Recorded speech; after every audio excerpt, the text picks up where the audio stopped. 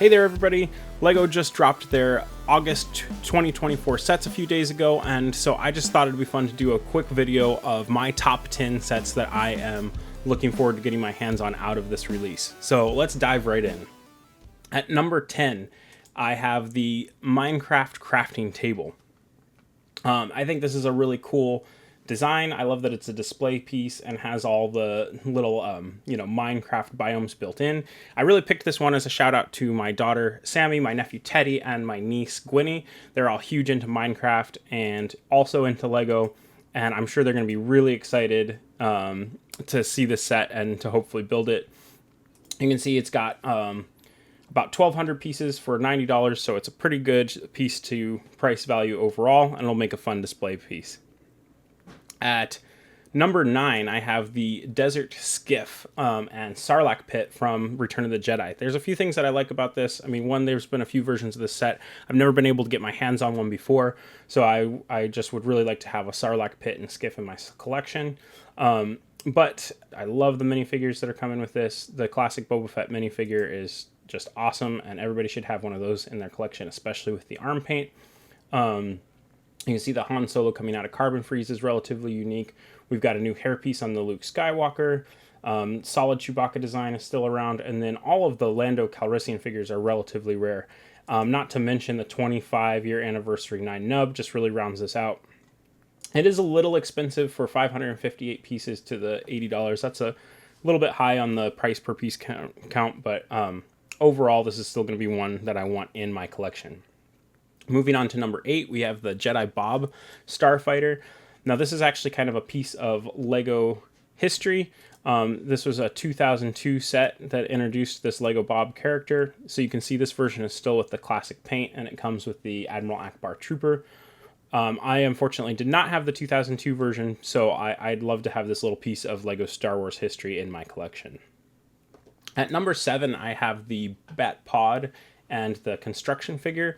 This one's awesome. It just looks like a cool design. I also love that it's inspired by The Dark Knight, which is, in my opinion, the best Batman movie of all time. Just looks like a really solid design and an overall cool display piece to have. Coming in at number 6, I have the Avengers versus the Leviathan from the 2012 Avengers movie. I was really into all of the Phase 1 Avengers movies. I actually did the midnight screening where they showed them all back to back and then followed by the 2012 Avengers film. So this one really holds a special place in my heart, and I don't have any of the previous versions of the Leviathan in my collection, so it's definitely one that I'm looking forward to adding to my classic Avengers collection. At number 5, I have the Jaws set. This set, I think, just really speaks for itself. It's really well detailed, awesome display piece, and my mind immediately goes to all the fun sketches I could do with these kind of unique figures and the actual Jaws shark and everything. So overall, this is going to be one that I definitely want to have on display as well. For number 4, I have the Batmobile from the animated series. You can see it has a really cool classic look. Obviously, I have a lot of nostalgia for the animated series, and I do love just LEGO Batman in general, so tons to love about this. I love the classic Mr. Freeze figure from the animated series, as well as the Harley Quinn and the Batman, and of course the design of the actual Batmobile looks awesome as well. My only teeny little complaint, and this actually goes for a lot of the Batmobiles, is that it looks really huge compared to the minifigures. But you know what? I will live with that, and this is one that I'll be really excited to build. At number 3, I have the Imperial Star Destroyer. I've read some complaints online about the size of this one, but I actually see it as an advantage. I certainly, for one, couldn't afford the 700 or 800 or whatever it was Star Destroyer, even though it looked awesome. So to have one back here that's the 1,500 pieces, $160, it's actually a pretty good price per piece value.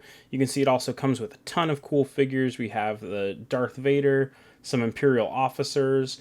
The Stormtrooper obviously is a little bit more common, but you'd want a Stormtrooper with your Star Destroyer. And you can see just the overall look and shape of this is awesome. I even like how the interior, it looks like they've worked with the space really well in the interior to make a nice little playset out of it. So I think this is a really cool Star Destroyer. I don't have any Star Destroyers in my collection, so I'm excited to get my hands on this. And one of my favorite pieces about it is actually that it comes with the Cal Kestis minifigure, which there hasn't been any of those yet, so it's going to be relatively rare. So I think overall this is just a really exciting set, and I want to add it to my Star Wars collection for sure. For number 2, I have the Thor versus Surtur. The Thor Ragnarok is probably my very favorite Avengers movie that's been made so far. I love the fact that you have the buildable figure. The skeleton army seems awesome. This just looks like a really fun set. 245 pieces for about $30, so I like that LEGO keeps doing some cool stuff at the lower price points, and this is one that I'm going to want for sure. I would need to go through now a few honorable mentions because there were so many cool sets they couldn't all make the top 10 list. So for my honorable mentions, I have the Batman construction figure, or I'm sorry, not the construction figure, but the mech armor rather. I love the mech armor from the Star Wars and then from the Avengers and Marvel series, so I'm really hoping that they do more of these mech armors. It would be great to see some other DC heroes as well as some villains, but I love the fact that they're headed that way. I also feel like I need to shout out the whole Dreams series. Again, this one is a little bit for my daughter Sammy. She's big into the Dreams sets. But I just think what they're doing with Dreams is really cool. It's a lot of unique pieces, tons of unique colors, and I really hope this theme continues for that reason. And the other one that I need to shout out here is the Dark Falcon. My wife is an even bigger Star Wars nerd than me, so she's super excited about this set. I left it off my top 10 list because it's 1,500 pieces, $180, so I feel like it's a little bit overpriced, but for the unique figures and everything this has going for it, it's still really cool, and I would definitely be happy to have this in my collection. And then for number 1, I have the Guardians of the Galaxy Classic Milano. I've been waiting. I did not have a chance to get this last time it came out in the Classic Guardians 1 paint job, which is my favorite for the Milano. So I love the classic blue and orange for this. You can see it comes with all the Guardians of the Galaxy figures. They're not super rare, but still all solid figures in their own right, and the design of this just looks amazing. You can see from every angle this thing looks fantastic. They have the shape and the feel just right. I love that you can mount it. The interior looks awesome and really detailed, and then the price itself is actually pretty good as well. It's almost 2,100 pieces and $180, so it's actually a really good value for the cost overall as well. So I'm really stoked that they did a solid re-release of this one, and I am excited to have it on display. So let me know what you guys think.